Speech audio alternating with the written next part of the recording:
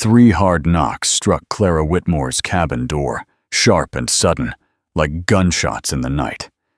She froze where she stood, one hand wrapped around a wooden spoon, the other steadying the small iron pot hanging over her fire. Outside, the wind screamed across the Wyoming ridge, hurling snow against the walls in thick white waves. The storm had come early that winter, mean and wild. No one climbed this mountain once the snow began to fall. No one with sense, anyway. Her cabin was small, built by her father's hands, and held together now by her stubborn will.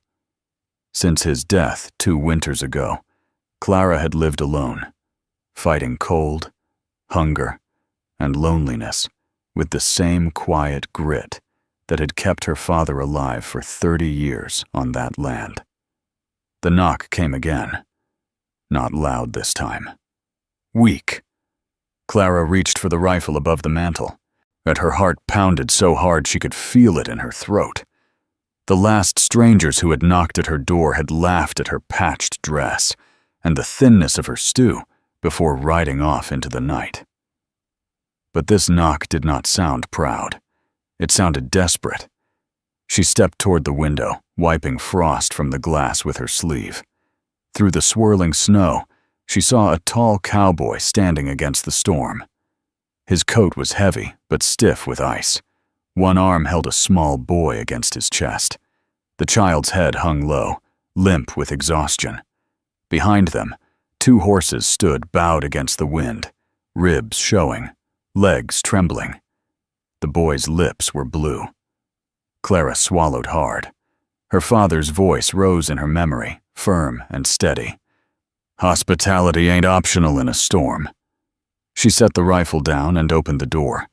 The wind burst inside, and carrying snow across her floor. The cold cut through her thin shawl like a blade. The cowboy stepped forward, boots heavy with ice. Up close, she saw the lines on his face, deep and worn, and eyes dark with something that went beyond fatigue. "Ma'am," he said. Just that one word, but it carried miles of fear and a father's helplessness. Clara stepped aside. They entered, bringing the storm with them. She shut the door fast, and the roar outside softened to a distant howl against the logs. "By the fire," she said quickly. The cowboy knelt near the hearth and gently lowered the boy to the rug. Clara grabbed her only spare quilt, the one her mother had stitched before she passed, and wrapped it tightly around the child. He could not have been more than 8. His clothes were fine, though worn from travel, and his boots were expensive leather, not the kind a drifter's child usually wore. His hands, though frozen, were soft. "How long you been riding?" Clara asked, pouring water into her kettle. "Too long," the cowboy replied, voice rough. She brewed weak coffee and ladled stew into 2 chipped bowls. The boy woke slowly as warmth reached him. His eyes opened, bright blue like summer sky. "Thank you, miss," he whispered, polite and careful in his speech. Clara felt something soften inside her chest. The boy ate with hunger. The cowboy barely touched his food. He watched his son like a man guarding treasure. Night deepened. Snow hammered the walls. Clara added another log to the fire. She felt the cowboy's gaze follow her movements, not with threat, but with something gentler. Gratitude, maybe, and her disbelief that kindness still lived in places like this. When the boy finally slept, the cowboy stood at the window staring into the storm. They're not just lost, Clara realized. They're running. Morning came pale and gray. The storm had weakened, but still held the mountain tight. Clara rose quietly and began making biscuits from the last of her flour. She added plum jam she had been saving for Christmas. The cowboy stood and helped without being asked. He moved with ease in her small kitchen, the way a man does who has worked hard most of his life. The boy woke and looked around the cabin. "Where are we, Pa?" he asked. "Safe," the cowboy said softly. For now. Clara noticed things as they ate. The horses outside were strong-boned and well-bred. Even tired, they held themselves proud. The boy's manners were careful, yet refined. The cowboy's coat, though worn, had been stitched with skill, not cheaply made. These were not ordinary drifters. "How far were you headed?" she asked. "Far enough," the cowboy answered. A pause stretched between them. "You can't ride today," Clara said firmly. "Your horses are spent. Your boy nearly froze." The cowboy's jaw tightened. "We could work," he said after a moment. "For our keep." Clara looked around her cabin. The barn door sagged. The fence leaned. The firewood pile was nearly gone. Since her father died, she had been fighting alone to keep the place standing. 3 days, she said. 3 days, he agreed. The boy smiled for the first time. "I'm Tommy," he said brightly. "This is my pa." "Nathaniel," the cowboy added quietly. "Clara," she replied. They shook hands across her rough wooden table, and his grip was calloused but careful. She felt the warmth of it long after he let go. That afternoon, Nathaniel split wood with steady rhythm. Each swing of the axe echoed across the ridge. Clara stood at the window, listening to that sound, a sound she had not heard since her father's axe had fallen silent. Tommy gathered eggs from the coop, laughing when one hen chased him. His laughter filled her yard like sunlight, breaking through clouds. That evening, as the sky cleared and stars appeared sharp and bright, Clara felt something she had not felt in years. Her home no longer felt empty. But as she watched Nathaniel from across the firelight, she saw the weight in his eyes, the way he studied the horizon whenever he thought she was not looking. They were not just travelers caught in a storm. They were hiding from something, and Clara had just opened her door to it. The third morning dawned clear and sharp, the storm finally broken. Snow covered the ridge in thick white layers that sparkled under the rising sun. Smoke curled from Clara's chimney in a thin gray line. For the first time in days, the valley below was visible. The trail down the mountain could be traveled now. Clara stood at the stove stirring oats, her chest tight with a feeling she did not want to name. Outside, she heard Nathaniel saddling the horses. Tommy's small voice carried across the yard. "Pa, do we have to go?" Clara closed her eyes. "Yes, son," Nathaniel answered gently. "We can't stay where we ain't invited." The words cut deeper than they should have. Clara stepped outside, wrapping her shawl tighter. The cold bit her cheeks, but it was nothing compared to the ache in her chest. Nathaniel worked quietly, tightening straps, checking hooves. He did not look at her. Tommy sat on the porch steps, shoulders slumped. "You're leaving," Clara said softly. "Trails are clear," Nathaniel replied. "We've taken enough of your kindness." "You haven't." "We have." His voice was steady, but she could hear the struggle beneath it. Tommy looked up at her, eyes bright with unshed tears. "Miss Clara, can't we stay just one more day?" Clara swallowed hard. Nathaniel stepped closer to his horse and ran a hand along its leg. "The shoe," Clara said suddenly. "One of them's loose." Nathaniel frowned and crouched down. The shoe was fine, but from where he stood, he could not see clearly. "Must have missed it," he muttered. "Better rest him another day," Clara said quickly. "Can't risk laming him." Their eyes met. He knew she was lying. She knew he knew. But after a long second, he nodded. "One more day," he said. Tommy let out a small cheer and threw his arms around Clara's waist. She laughed despite the tears burning behind her eyes. That day felt different. They worked side by side in the kitchen. Clara showed Tommy how to mix soap from ash and lye. Nathaniel built a small woodshed beside the cabin, strong and square. His hands moved with purpose, as if building something lasting instead of something temporary. Evening fell golden and quiet. After supper, they stood outside beneath a sky so clear it felt close enough to touch. The Milky Way stretched above them like a river of light. "I should tell you something," Nathaniel said low. Clara's heart skipped. "Not tonight," she answered softly. When you're ready." He looked at her with surprise, then something warmer. Inside, Tommy called out from a bad dream. Nathaniel went to him quickly, his voice gentle as he calmed the boy. Clara remained on the porch, staring at the stars. She was falling for them, both of them, and she still did not know who they truly were. The next afternoon, riders appeared at the bottom of the ridge.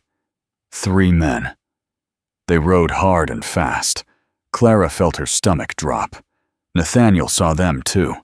His face changed instantly. Whatever softness had been there vanished, replaced by something hard and guarded. "Get inside," he said quietly. But it was too late. The riders reached the yard in a storm of snow and dirt. The one in front sat tall in his saddle, dressed in fine wool and polished boots. But his face carried the easy arrogance of a man who had never struggled a day in his life. "Afternoon, Clara," he called with a sharp smile. "Heard you got company." Clara stepped forward. "You can leave, Lucas." Lucas ignored her. His gaze slid to Nathaniel standing in the doorway, Tommy half hidden behind him. "Well now," Lucas said. "Who's this?" Nathaniel did not answer. Lucas leaned forward in his saddle. "You know there's a railroad coming through this territory.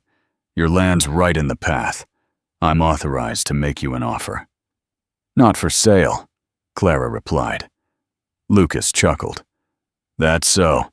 I also heard you're behind on payments. Shame if you lost everything your daddy built." Clara felt heat rise to her face. She had begged the banker for more time. She had stretched every dollar thin. How did Lucas know? Nathaniel stepped forward slightly. The movement was small, but Lucas's horse shifted nervously. "What's your name?" Lucas asked him sharply. "Doesn't matter," Nathaniel said. Lucas's eyes narrowed. "A man who hides his name is hiding more than that." "Get off my land," Clara snapped.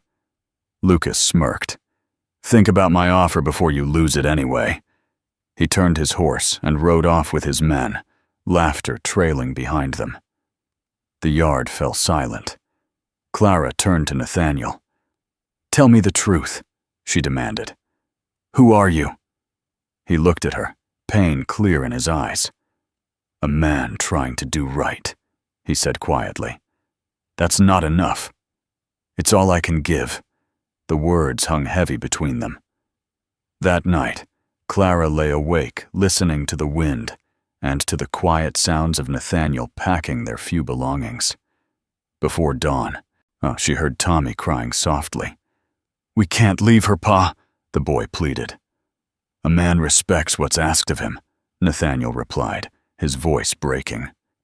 Clara pressed her hand to her mouth to keep from sobbing. When morning came, she did not go outside to watch them leave.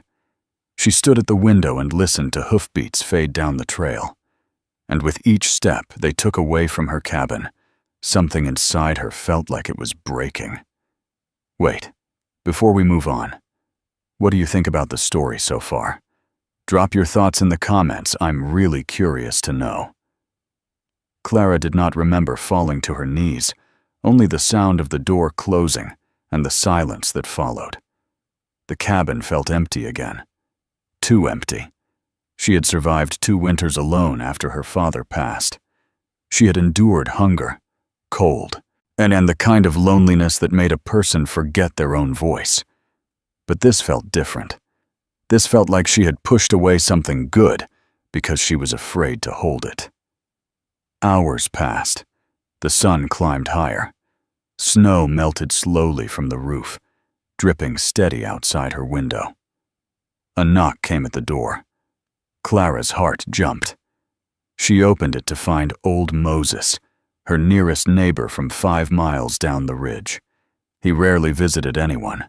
"You sent them away," he said quietly. Clara nodded. Moses stepped inside without waiting to be invited. "You know who that man is?" She shook her head. "Nathaniel Thorne Harrison," Moses said. "Only son of the Harrison Railroad Empire. Richest family in 3 territories." Clara felt the floor tilt beneath her. "Harrison," she whispered. Moses nodded. "His wife died last year bringing their second child into the world. Baby didn't survive. Folks say he walked away from the company not long after, took the boy, and disappeared." Clara's hands trembled. "Lucas found out he was in town," Moses continued. "Plans to expose him in the square tonight. Drag him back to that life. Use him to push that railroad through, whether folks like it or not." "When?" Clara asked. "Now." She was already reaching for her coat. The ride down the mountain was wild and dangerous. Ice hid beneath fresh snow. Her mare nearly slipped twice on the narrow turns. Wind cut at her face and stole her breath, but she did not slow down. She saw Tommy's tear-streaked face in her mind, heard Nathaniel's quiet voice. "We can't leave her." The town came into view just as darkness fell. The lanterns flickered along the main street. A crowd had gathered in the square. Lucas stood on the porch of the hotel, speaking loud enough for everyone to hear.